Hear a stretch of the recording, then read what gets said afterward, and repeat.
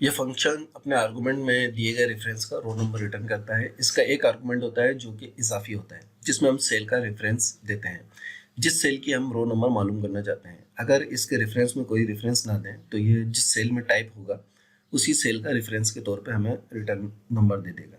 इसके बाद ये इस रो का नंबर रिटर्न करेगा। ये फंक्शन हमारे रोज़ाना के एक्सेल के कामों में इस्तेमाल होता है। अब हम इसकी कुछ मिसालें देखते हैं। सबसे पहले हम यहाँ पे सिंपल ये फंक्शन टाइप करते हैं। तो ये देखिए, इसने हमें जो है वो रो नंबर 2, चूंकि रो नंबर 2 है ये, तो 2 इसने हमें रिटर्न करके दे दिया।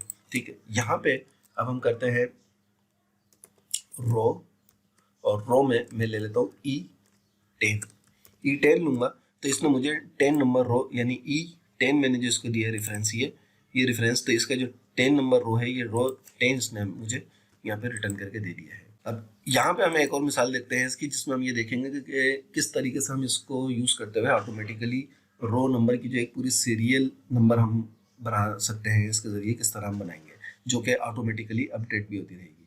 तो उसके लिए सबसे पहले हमें एक टेबल बनानी होगी, जैसे कि मैंने यहाँ पे ये एक टेबल बनाई हुई है। इस टेबल के अंदर हम सीरियल नंबर का जो कॉलम है वो बनाना चाहते हैं। तो सबसे पहले मैं यहाँ पे लिखूंगा रो, ठीक है, और रो के बाद मैं इसको -1 करता हूँ, क्योंकि एक रो जो है वो मेरी ऊपर है और मैं इसको यहाँ 1 नंबर देना चाहता हूँ। तो इसको मैं -1 करूँगा, -1 करके रिटर्न करूँगा। तो ये देखिए, जहाँ तक मेरी टेबल थी इसने मुझे 1 2 3 4 पूरी सीरियल नंबर दे दिए। अब अगर मैं इसको जितनी भी लेके जाऊँगा तो ये ऑटोमेटिकली नंबर आते रहेंगे। तो ये हमारे रोज़मर्रा के कामों में बहुत यूज़ होने वाला फंक्शन है।